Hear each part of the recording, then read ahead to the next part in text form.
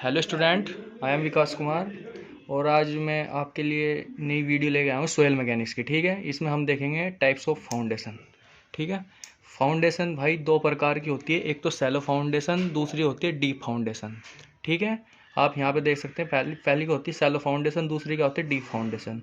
अब Cello foundation भी दो प्रकार की होती है। ठीक है, एक तो मैट। सैलो फाउंडेशन में क्या होती है, दो प्रकार की होती है, तो सिंपल फुटिंग बोल सकते हैं, दूसरी क्या बोल सकते हैं, मैट और राफ्ट फुटिंग। ठीक है, जो फुटिंग होती है वो भी तीन प्रकार की होती है हमारे पास। कौन सी होती है, स्प्रेड फुटिंग होगी, दूसरी क्या होगी स्ट्रैप फुटिंग होगी, तीसरी क्या होगी कंबाइंड फुटिंग। ठीक है, अब स्प्रेड फुटिंग भी सैलो फाउंडेशन दो प्रकार की होती है, फुटिंग बोल सकते हैं उसे और मैट और राफ्ट बोल सकते हैं। अब जो फुटिंग होती है वो भी तीन प्रकार की होती है, पहली कौन सी स्प्रेड फुटिंग, दूसरी स्ट्रैप, तीसरी कंबाइंड फुटिंग। अब स्प्रेड स्प्रेड भी दो प्रकार की, तो स्ट्रिप फुटिंग होती है, दूसरी क्या होती है आइसोलेटेड फुटिंग होती है। ठीक है, स्ट्रैप क्या होता है वो मैं आपको बाद में बताऊंगा। ठीक है, कंबाइंड फुटिंग क्या होती है, कंबाइंड फुटिंग की जो शेप के आधार पर फुटिंग को, कंबाइंड फुटिंग को शेप के आधार पर दो भागों में बांटा गया, पहले रेक्टेंगुलर फुटिंग, दूसरी क्या होती है ट्रेपेजॉइडल फुटिंग। ठीक है, अब जो तीसरे प्रकार की जो फुटिंग होती है, समझ रहे हो ना, मतलब ये हो गया फुटिंग, दूसरी क्या होगी आइस। नेक्स्ट देखते हैं आइसोलेटेड फुटिंग। जो ये आइसोलेटेड फुटिंग होती है उसे शेप के आधार पर तीन भागों में बांटा गया जाता है, पहले क्या होगी सर्कुलर फुटिंग, स्क्वायर फुटिंग और तीसरी क्या होगी रेक्टेंगुलर फुटिंग। ठीक है, अब इनके अपने अपने यूज होते हैं कि जैसे आइसोलेटेड फुटिंग का यूज कहाँ करते हैं, स्ट्रिप फुटिंग का यूज कहाँ करते हैं, कंबाइंड फुटिंग का यूज कहाँ करते हैं। ठीक है, मैट और राफ्ट फुटिंग का यूज कहाँ पे करते हैं। ठीक है, तो ध्यान रखना जो आइसोलेटेड फुटिंग हुई, जैसे हम कहीं कॉलम बनाएंगे, ठीक है, कॉलम के नीचे जो फुटिंग होगी उस फुटिंग को बोलते हैं आइसोलेटेड फुटिंग। आइसोलेटेड का मतलब क्या होता है, बिल्कुल अकेली, अलग से बिल्कुल। जैसे मैं यहाँ पे क्या बनाऊंगा, देखो यहाँ देखते हैं हम, जैसे मेरे पास क्या है ग्राउंड लेवल, ये क्या है मेरे पास ग्राउंड लेवल। ठीक है, यहाँ पे मुझे क्या करनी है कॉलम बनानी है, मुझे क्या बनानी कॉलम। अब यहाँ से मुझे क्या करना पड़ेगा, जमीन खोदनी पड़ेगी यहाँ से, तो जमीन खोदने के लिए क्या करूँगा मैं यहाँ से, जिससे कॉलम यहाँ पे आ जाए, तो मैं यहाँ पे जो फुटिंग बनाऊंगा, इस फुटिंग जो बिल्कुल अकेली होगी, ऐसे एक फुटिंग हो गई जिसके ऊपर क्या एक सिंगल कॉलम है, दूसरी फुटिंग यहाँ बना देंगे, इसके ऊपर दूसरी कॉलम है। ठीक है, तो वो फुटिंग जो कॉलम के नीचे होती है उसे क्या बोलते हैं आइसोलेटेड फुटिंग। अगर इस फुटिंग की शेप सर्कुलर होगी तो क्या कहेंगे सर्कुलर आइसोलेटेड फुटिंग बोल देंगे। यदि इस फुटिंग की शेप स्क्वायर होगी तो क्या कहेंगे स्क्वायर आइसोलेटेड फुटिंग बोल देंगे। यदि इस फुटिंग की शेप रेक्टेंगुलर टाइप की होगी इसे क्या बोल देंगे रेक्टेंगुलर आइसोलेटेड फुटिंग बोल देंगे। ठीक है, आगे समझ में, चलो ठीक है। नेक्स्ट क्या होती है मैट। अब मैट क्या होती है, जैसे मेरे पास क्या हो गया एक फुटिंग ये है यहाँ पर, ठीक है, कोई आइसोलेटेड फुटिंग होगी, दूसरी आइसोलेटेड फुटिंग ये होगी यहाँ पर। तब इन दोनों फुटिंग को आपस में जोड़ने के लिए जिस बीम का यूज किया जाता है इस बीम को क्या बोलते हैं स्ट्रैप। जैसा आपने डेली रूटीन में देखा होगा, जैसे हम क्या बनाते हैं घर बनाते हैं, ठीक है, तो जैसे हमने एक कॉलम यहाँ पे लगा दी, दूसरी कॉलम यहाँ पे लगा दी, तब इन दोनों कॉलम को एक किससे जोड़ देते हैं भाई, यहाँ पर कंक्रीट की, जैसे बीम बोल देते हैं उसे, कंक्रीट की क्या बोल देते हैं कंक्रीट, और रेनफोर्समेंट की क्या बना देते हैं एक मेंबर बना देते हैं, जिस मेंबर को क्या बोलते हैं स्ट्रैप फुटिंग बोलते हैं। समझ गए। नेक्स्ट क्या होता है मैट फुटिंग। मैट आपने देखा होगा, mat for raft. Mat footing का कब कब यूज करते हैं, जब ग्राउंड लेवल से सैलो डेप्थ पर हमें सोयल की बेयरिंग कैपेसिटी अच्छी नहीं मिलती, तो हम क्या करते हैं उस ग्राउंड में चारों डायरेक्शन में क्या भर देते हैं कंक्रीट भर देते हैं, फिर इस कंक्रीट से हम कंस्ट्रक्शन स्टार्ट करते हैं। तब जो बेस पर जो ये मैट बनाई, मैट मतलब चादर बनाई बेस पर, ठीक है, जिससे कि जब इसका यूज कब करते हैं, जब सैलो डेप्थ पर सोयल की बेयरिंग कैपेसिटी अच्छी नहीं होती। ठीक है, तब इस मैट को ही बोलते हैं मैप फुटिंग और राफ्ट फुटिंग। आगे समझ में, चलो ठीक है। अब स्ट्रैप फुटिंग क्या होती है, स्ट्रैप क्या होती है, जैसे मेरे पास क्या है कॉलम है, ठीक है, मेरे पास क्या है कॉलम, ठीक है। अब मैं किसी सोइल पे कॉलम बनाना चाह रहा हूँ, मैंने देखा कि भाई वहाँ पर जो सोइल की बेयरिंग कैपेसिटी वो अच्छी नहीं है मैं यहाँ पर, तो मैं यहाँ क्या बनाता हूँ स्टैप में क्या बनाता हूँ कॉलम का कंस्ट्रक्शन करता हूँ। ये जो फुटिंग है ना, इस फुटिंग को मैं क्या करता हूँ स्टैप के रूप में कंस्ट्रक्शन करता हूँ, तब इस फुटिंग को क्या बोलते हैं स्ट्रैप फुटिंग बोलते हैं यहाँ पर। आगे समझ में, चलो ठीक है। अब कंबाइंड फुटिंग क्या होती है, कंबाइंड फुटिंग। अब ये कंबाइंड फुटिंग भी किस टाइप की होती है, स्ट्रैप फुटिंग टाइप की होती है यहाँ पर। ठीक है भाई, जैसे मेरे पास एक कॉलम ये यहाँ पर, दूसरी कॉलम ये, इन दोनों कॉलम को मुझे सेम फुटिंग पे लेके आना है। जब दोनों कॉलम पर सेम लोड होगा, जब दोनों कॉलम पर माना P1 इस पे लोड है, इस पे कितना P2, जब दोनों कॉलम पर लोड का मान जो सेम होगा, तब इस केस में मैं कंबाइंड फुटिंग की जो शेप रखूँगा कौन सी रखूँगा, रेक्टेंगुलर टाइप की रखूँगा। ये सबसे इंपॉर्टेंट है, बहुत जेईई के पेपर में बहुत बार आ गया कि बताओ कि ये ट्रेपेजॉइडल फुटिंग का यूज कब करते हैं, ठीक है। दूसरा ट्रेपेजॉइडल फुटिंग, ट्रेपेजॉइडल शेप बना लो, ट्रेप से समलंबाकार शेप, ये बना लो समलंबाकार शेप, ठीक है। अब इसका यूज कब करते हैं, इसका यूज कब तब करते हैं जब किसी कॉलम पर, जब किसी एक कॉलम पर्टिकुलर कॉलम पर लोड का मैग्नीट्यूड ज़्यादा हो जाए किसी दूसरी कॉलम के कंपेयर में, ठीक है। तो इसका यूज कब करेंगे, जब एक कॉलम पर लोड का मान, जैसे माने ये वाली कॉलम है, इसका P1 हो गया, इसको मान कितना P2, जब P2 का मान या P2 का मान क्या हो गया, ज़्यादा हो गया, P1 का मान ज़्यादा हो गया, तब इस केस में हम किसका यूज करते हैं, ट्रेपेजॉइडल फुटिंग का यूज करते हैं। अब नेक्स्ट फुटिंग होगी स्ट्रिप फुटिंग। स्ट्रिप फुटिंग क्या होती है, स्ट्रिप फुटिंग वो फुटिंग होती है, वो फुटिंग जिसकी लेंथ उसकी चौड़ाई से क्या हो, बहुत ही ज़्यादा हो। जैसे क्या मेरे पास कोई एक दीवार बना रहा हूँ, मैं क्या बना रहा हूँ, एक दीवार बना रहा हूँ, तो दीवार के नीचे जो फुटिंग डालते हैं उस फुटिंग को क्या बोलते हैं, स्ट्रिप फुटिंग बोलते हैं यहाँ पर। समझ गया भाई।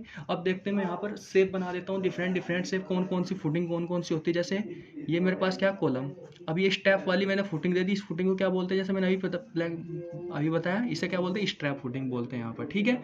नेक्स्ट, जैसे मेरे पास एक कॉलम की फुटिंग है, दूसरी कॉलम की फुटिंग है, इन दोनों कॉलम की फुटिंग को मैं किसी एक बीम से जोड़ना चाह रहा हूँ, तब इस बीम को जो बोलते हैं, क्या बोलते हैं, स्ट्रैप बोलेंगे, नहीं सॉरी अच्छा, इसे स्प्रेड बोलते हैं, सॉरी यार, इसे क्या बोलते हैं, स्प्रेड फुटिंग बोलते हैं, इसे क्या बोलते हैं, स्ट्रैप फुटिंग, ठीक है।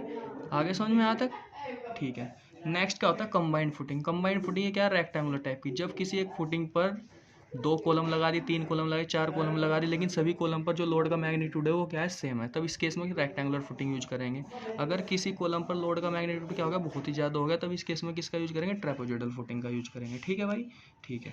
नेक्स्ट क्या होती है, स्ट्रिप फुटिंग। स्ट्रिप फुटिंग वो फुटिंग जो दीवार के नीचे बनाते हैं, उसे क्या बोलते हैं, स्ट्रिप फुटिंग। देखो इसकी लेंथ क्या होगी, बहुत ही ज़्यादा होगी इसी कंपेयर में, इसकी विड्थ के कंपेयर में, इसे क्या बोलते हैं, स्ट्रिप फुटिंग। नेक्स्ट क्या होती है, मैट फुटिंग।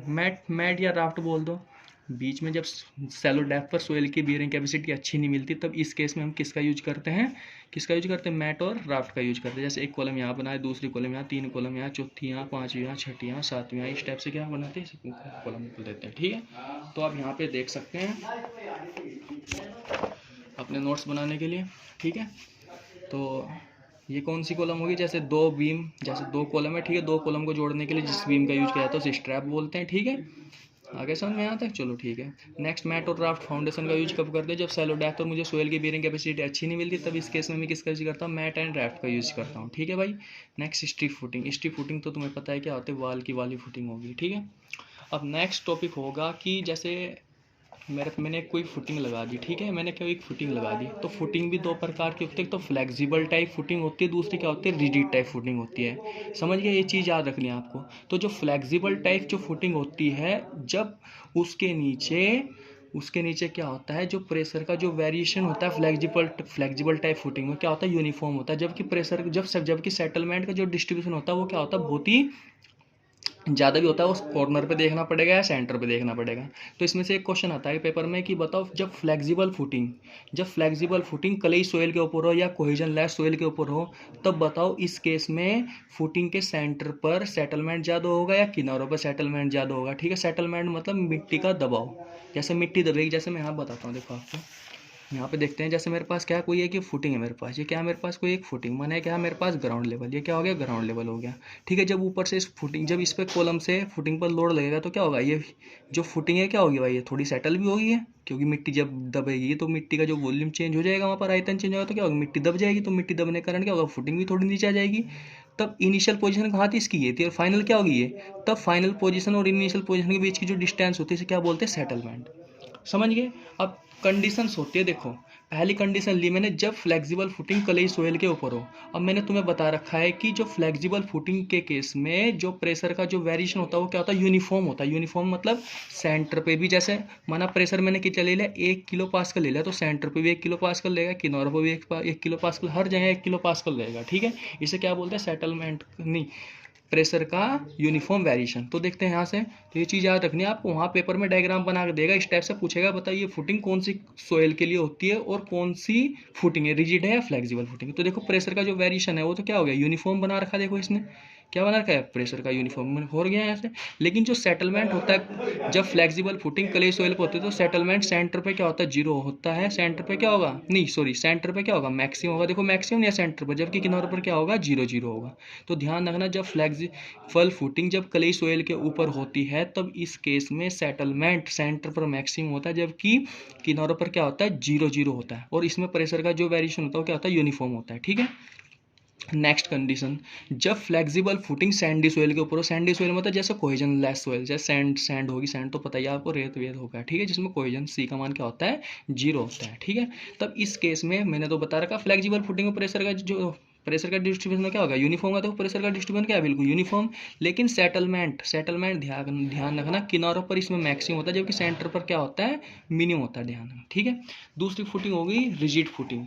जब रिजिड फुटिंग कौन सी होती है, रिजिड फुटिंग वो फुटिंग होती है जिसमें सेटलमेंट का जो वेरिएशन होता है यूनिफॉर्म होता है, जबकि प्रेशर का डिस्ट्रीब्यूशन अलग अलग होता है। ठीक है, ये जस्ट उसका अपोजिट है फ्लेक्सिबल फुटिंग का। ठीक है, तो देख सकते हैं यहाँ पर, ये देखो सेटलमेंट यूनिफॉर्म बना रखा है मैंने, बिल्कुल यूनिफॉर्म बना दिया। लेकिन प्रेशर का डिस्ट्रीब्यूशन क्या होगा, जैसे वहाँ पे सेटलमेंट का डिस्ट्रीब्यूशन था, अब ऐसे ही यहाँ पर प्रेशर का डिस्ट्रीब्यूशन हो जाएगा। प्रेशर का इन द सेंस समझ रहे हो कि जैसे मैं ऊपर से लोड लगाऊंगा तो किनारों पर ज़्यादा स्ट्रेस आएगी और सेंटर पर क्या होगी, कम स्ट्रेस आएगी। इसे क्या बोलते हैं, प्रेशर का डिस्ट्रीब्यूशन। तो ध्यान रखना, इसमें जो प्रेशर का जो डिस्ट्रीब्यूशन होता है सेंटर पर तो मैक्सिमम होता है, जबकि किनारों पर क्या होता है, मिनिमम होता है। इस टाइप से पेपर में आएगा क्वेश्चन की बताओ ऐसी कौन सी फुटिंग है, ऐसी कौन सी फुटिंग है, ऐसी कौन सी सोइल है जिसमें सेटलमेंट का जो डिस्ट्रीब्यूशन होता है वो यूनिफॉर्म होता है, लेकिन प्रेशर सेंटर पर मिनिमम होता है, जबकि किनारों पर क्या होता है, मैक्सिमम होता है। तो आप क्या बताओगे, rigid footing on the clay soil. दूसरी, rigid footing on the sandy soil. तो इस केस में मैंने तो बता रखा, रिजिड फुटिंग में जो सेटलमेंट का डिस्ट्रीब्यूशन होता है क्या होता है, यूनिफॉर्म होता है।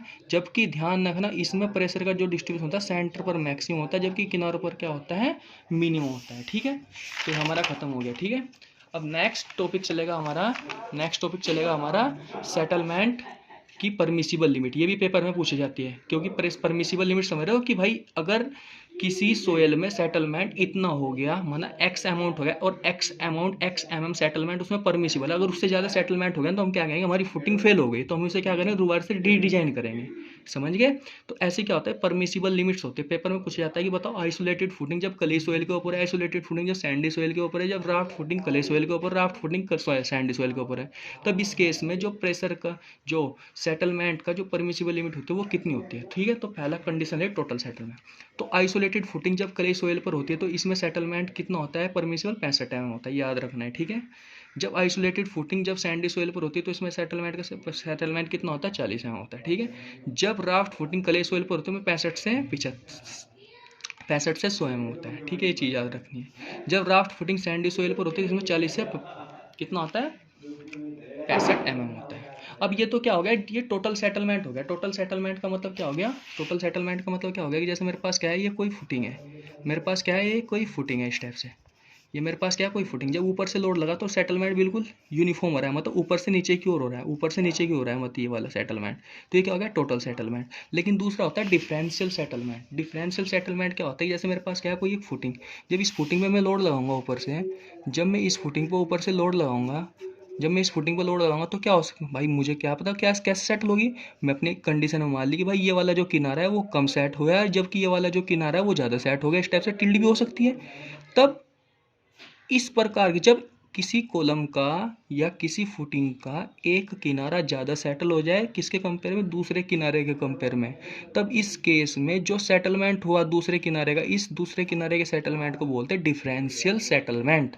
समझ गए भाई, क्या बोलते हैं इसे, डिफरेंशियल सेटलमेंट।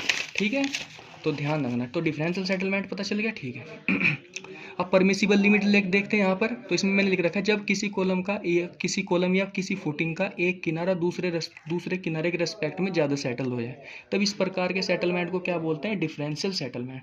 तो आइसोलेटेड फुटिंग जब क्ले सोइल पर होती है तो डिफरेंशियल सेटलमेंट की परमिसिबिलिटी होती है 40 mm। जब आइसोलेटेड फुटिंग सैंडी सोइल पर होती है तो डिफरेंशियल सेटलमेंट की की जो परमिसिबिलिटी होती है वो कितनी होती है, 25 mm। ठीक है, ये जेईई के पेपर में 2-3 बार आ गया क्वेश्चन। ठीक है, इसे याद रखना है। ठीक है, नेक्स्ट क्या होता है, एंगुलर सेटलमेंट। एंगुलर सेटलमेंट क्या होता है कि जब किसी कॉलम की या किसी फुटिंग की का एक किनारा तो सेट ही नहीं हो रहा, जबकि दूसरा किनारा तो बहुत ज़्यादा सेट हो गया भाई। यहाँ पर जैसे आप यहाँ देख सकते हैं, ये किनारा तो झुका तो है आप, जबकि दूसरा किनारा ये हो गया यहाँ पर। तो एंगुलर मतलब कितना रोटेट हुआ, मतलब किसी फुटिंग का एक कोना, किसी फुटिंग का एक कॉर्नर दूसरे कॉर्नर के रेस्पेक्ट में कितना घुमा, इस थीटा को क्या बोलते हैं, एंगुलर सेटलमेंट। तो एंगुलर सेटलमेंट जो मैंने यहाँ पे एक डायग्राम बना रखा है, माने यहाँ से यहाँ तक डिस्टेंस कितनी होगी एल, माने पहले इनिशियल में पोजीशन इसकी यहाँ थी, जबकि फाइनल क्या होगी आगे, तो कितना सेटलमेंट हुआ डेल्टा एच का। तो टेन थीटा बराबर कितना हो गया, टेन थीटा, देखो टेन थीटा का इतना कम मैग्नीट्यूड होता है कि हम टेन थीटा को साइन थीटा के टर्म में ले लेते हैं यहाँ पर। तो टेन थीटा बराबर साइन थीटा बराबर क्या, थीटा भी ले सकते हैं यहाँ पर, तो डेल्टा एच बटे एल, लंब बटे आधार। ठीक है, तो हाई स्ट्रक्चर के लिए, जो हाई स्ट्रक्चर होते हैं, तो इस केस में परमिसिबल जो सेटलमेंट होता है कौन सा, एंगुलर सेटलमेंट, वो कितना होता है, वो 1/500 होता है। जबकि हाई स्ट्रक्चर को छोड़ के जो बाकी सारी स्ट्रक्चर होती है, तो इसका मैग्नीट्यूड 1/1000 से कम होना चाहिए। ठीक है, तो ये आपका चैप्टर खत्म हो गया। ठीक है, सेटल इसका सेल फाउंडेशन का, कल से हम डीप फाउंडेशन के बारे में बताएंगे। ठीक है, ओके, थैंक यू।